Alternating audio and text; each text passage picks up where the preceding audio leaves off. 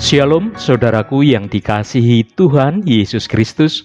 Kembali kita bertemu lagi pada renungan hari ini. Senantiasa saya berharap saudara semua tetap bersukacita dan penuh semangat dalam menjalani hidup ini. Mari kita berdoa. Bapa yang sungguh baik, Engkau Allah yang besar dan penuh kasih. Engkau Allah yang kami puji dan kami sembah dalam nama Tuhan Yesus Kristus. Hari ini kami senantiasa dalam kondisi bersukacita atas segala kemurahan dan kasih-Mu yang kami rasakan dalam hidup kami. Terima kasih untuk segala anugerah dan perlindungan yang sudah Engkau berikan kepada kami. Terima kasih juga untuk berkat baru yang tercurah untuk kami nikmati dalam hidup ini. Bapa, pada saat ini kami mau mendengarkan kebenaran sabda firman-Mu. Mari Tuhan, berbicaralah dan kami siap untuk mendengarkannya. Jamah hati kami agar kami boleh mengetahui rahasia kebenaran firman-Mu. Roh Kudus akan menolong dan memampukan kami untuk kami bisa mengerti firman-Mu dengan pengertian yang baru. Dalam nama Tuhan Yesus Kristus kami berdoa. Amin. Saudaraku yang terkasih, di dunia ini ada beberapa tokoh yang menjalani kehidupan yang tidak mudah dan melakukan perjuangan yang berat serta sulit demi memperjuangkan kesejahteraan orang-orang yang tertindas pada masanya. Nelson Mandela di Afrika Selatan dan Martin Luther di Amerika Serikat, mereka adalah sebagian contoh tokoh yang berani bertindak dan mengambil risiko dalam mengubah dunia. Di sisi lain, tidak sedikit orang yang tidak berbuat apa-apa karena takut dengan risiko yang akan dihadapinya jika dia melakukan apa yang menjadi idealismenya. Karena risikonya adalah berat dan penuh penderitaan.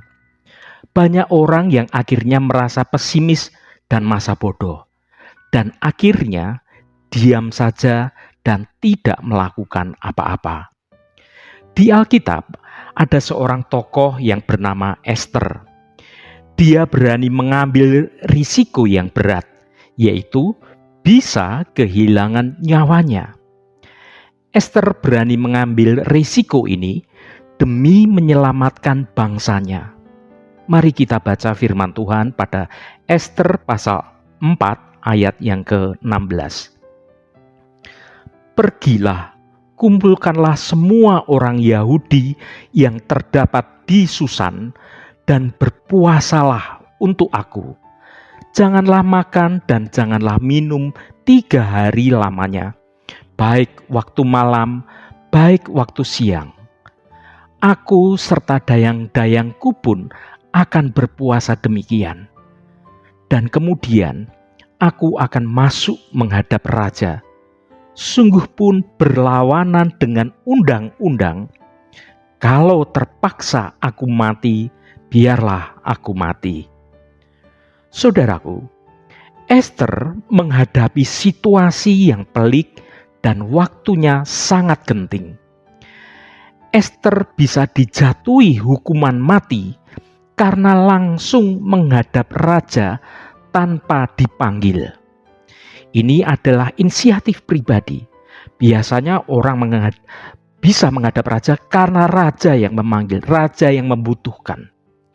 Namun, Esther bersedia untuk mengambil tindakan yang penting ini dengan resiko kehilangan nyawanya dan berkata, "Kalau terpaksa aku mati, biarlah aku mati." Esther tidak lagi memikirkan keselamatan pribadinya, tetapi ia berfokus pada tantangan dari Mordekai untuk melindungi bangsa mereka dan mengupayakan keadilan bagi banyak orang, terutama bangsanya saat itu. Kedua orang ini, Esther dan Mordekai, memiliki kepercayaan dan iman yang teguh kepada Allah saat menghadapi tantangan. Saat krisis itu menerpa pada bangsa Yahudi saat itu, tindakan mereka pun berdampak luas. Sepanjang kisah Ester, tersirat keberadaan dan kedaulatan Allah serta penyertaan Tuhan yang nyata melalui tindakan yang diungkapkan oleh Ester dan Mordekai. Saudaraku, ketika Ester meminta semua orang Yahudi untuk berpuasa selama 3 hari, baik siang maupun malam, tidak makan dan tidak minum, itu artinya Ester dan segenap bangsa Yahudi saat itu sedang meminta dan melibatkan Tuhan untuk turut serta bekerja mengatasi krisis, masalah, dan kesulitan yang sedang dihadapi oleh bangsa Yahudi saat itu. Ester tidak dengan sombongnya mengandalkan kekuatannya, mengandalkan pengaruhnya, yang saat itu posisinya Ester adalah sebagai permaisuri raja. Tetapi Ester berpuasa dan meminta bangsa Yahudi semuanya berpuasa 3 hari, tidak makan, tidak minum, baik siang maupun malam, karena Ester merasa tidak mampu kalau mengandalkan kekuatannya, mengandalkan pengaruhnya, mengandalkan potensinya. Ester berpuasa karena membutuhkan Tuhan turut bekerja. Tuhan membela umatnya yang sedang terancam. Saudaraku, saat engkau menghadapi krisis, saat engkau dalam masalah yang berat, dan engkau merasa tidak mampu, berdoa dan berpuasalah dengan sungguh-sungguh. Undang Tuhan turut bekerja mengatasi krisis dan masalahmu tersebut. Jangan andalkan kepandaianmu, jangan andalkan kekuatanmu, jangan andalkan pengaruhmu, apalagi engkau mengandalkan uangmu. Jangan lakukan itu. Kalau engkau ingin menjadi pemenang yang sesungguhnya, libatkan Tuhan. Karena hanya Tuhan sajalah yang bisa mengubah tantangan menjadi sebuah kesempatan yang istimewa untuk engkau bisa mengatasi masalahmu, krisismu, dan engkau menjadi pemenangnya. Engkau menikmati rancangan Tuhan yang baik dalam hidupmu. Bahkan di balik krisis dan masalah dan tantangan ini, engkau akan melihat bagaimana Tuhan membuat mukjizat dalam hidupmu. Sekali lagi saya katakan, undang Tuhan dan jangan mengandalkan kekuatan dan kepandaianmu. Saudaraku, ketika bangsa Israel yang dipimpin Musa untuk masuk ke tanah perjanjian, mereka menghadapi krisis dan tantangan yang tidak mudah. Tantangan itu adalah adanya penduduk lokal yang tinggi besar yang sudah mendiami tanah perjanjian tersebut. Dan Musa mengirimkan 12 pengintai. Hasilnya ketika 10 orang pengintai itu kembali kepada bangsa Israel dan memberi laporan kepada Musa, 10 orang pengintai membawa kabar busuk dan melemahkan semangat bangsa Israel untuk bisa merebut tanah perjanjian tersebut. Tetapi ada 2 pengintai, yaitu Yosua dan Kaleb. 2 orang ini tetap optimis dan melihat peluang untuk bisa merebut tanah perjanjian tersebut. Mari kita baca Bilangan pasal 13 ayat 30. Kemudian Kaleb mencoba menenteramkan hati bangsa itu di hadapan Musa.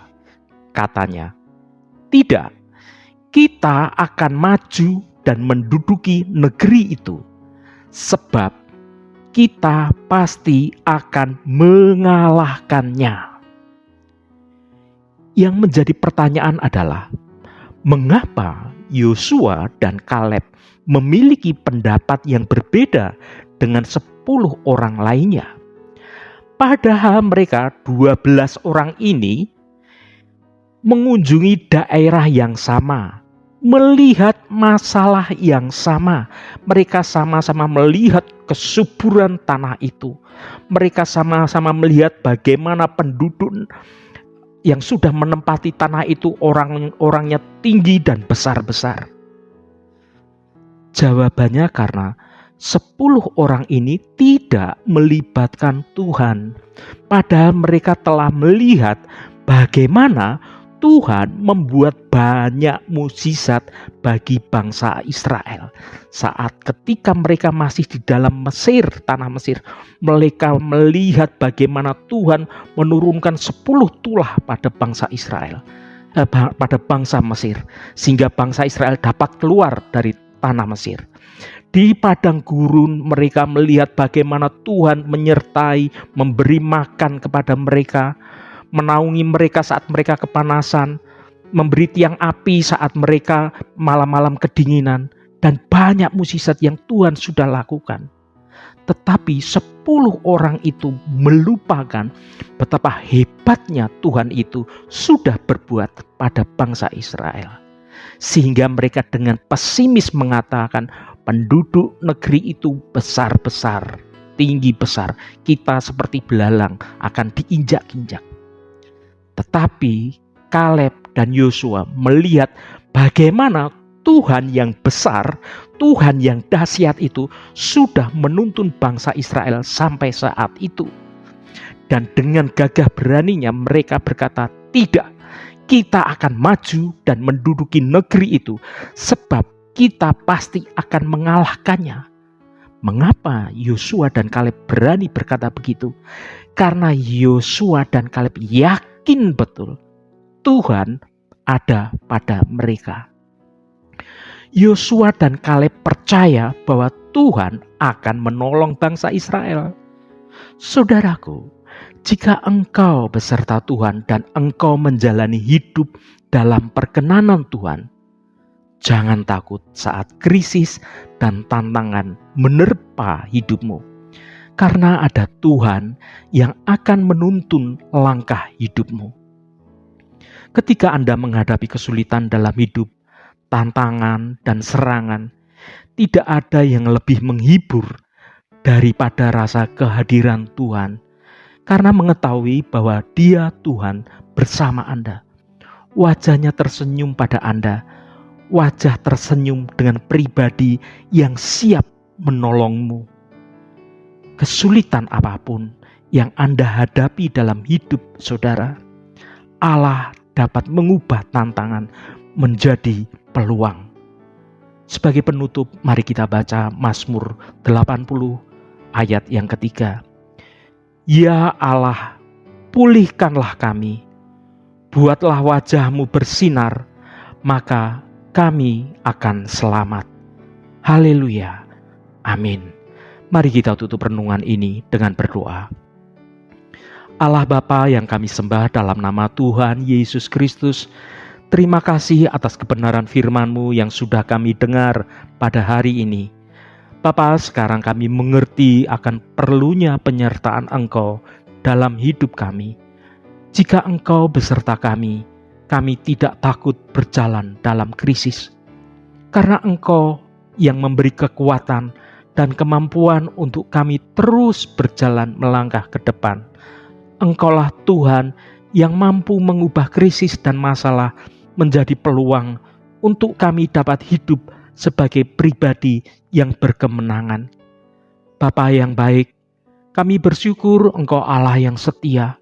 Engkau tetap setia dengan janji-janji-Mu bisa terjadi dalam hidup kami ketika kami berjalan dalam kebenaran Engkau. Ampuni kami Tuhan atas semua dosa dan kesalahan kami. Kami tidak ingin berkeras hati dan berjalan mengandalkan kemampuan kami sendiri. Tuhan, kami membutuhkan Engkau. Izinkan kami berjalan bersama-Mu. Tuhan, tunjukkan kesalahan-kesalahan jalan kami dan ajari kami berjalan di jalan-Mu yang benar. Pulihkan dan pakailah hidup kami untuk mempermuliakan nama-Mu. Terima kasih Tuhan. Saudara, terimalah berkat Tuhan. Tuhan memberkati engkau dan melindungi engkau. Tuhan menyinari engkau dengan wajah-Nya dan memberikan kasih karunia. Tuhan menghadapkan wajah-Nya kepadamu dan memberikan damai sejahtera. Berkat anugerah dari Bapa Surgawi, cinta kasih karunia dari Tuhan Yesus Kristus dalam persekutuan dan penghiburan Roh Kudus menyertai kita semua sekarang ini dan sampai selama-lamanya. Dalam berkat Tuhan Yesus Kristus, haleluya, amin. Puji Tuhan, saudaraku semua, saya percaya firman Tuhan hari ini sudah menjadi berkat yang akan menuntun hidup saudara dan hidup saya. Roh Kudus senantiasa menolongmu dan menuntun hidupmu dalam jalan kebenaran Tuhan. Haleluya, amin. Jangan lupa bagikan renungan ini pada saudara, teman, dan sahabat Anda, agar mereka diberkati juga melalui renungan ini. Sampai bertemu kembali, Shalom, Tuhan memberkati.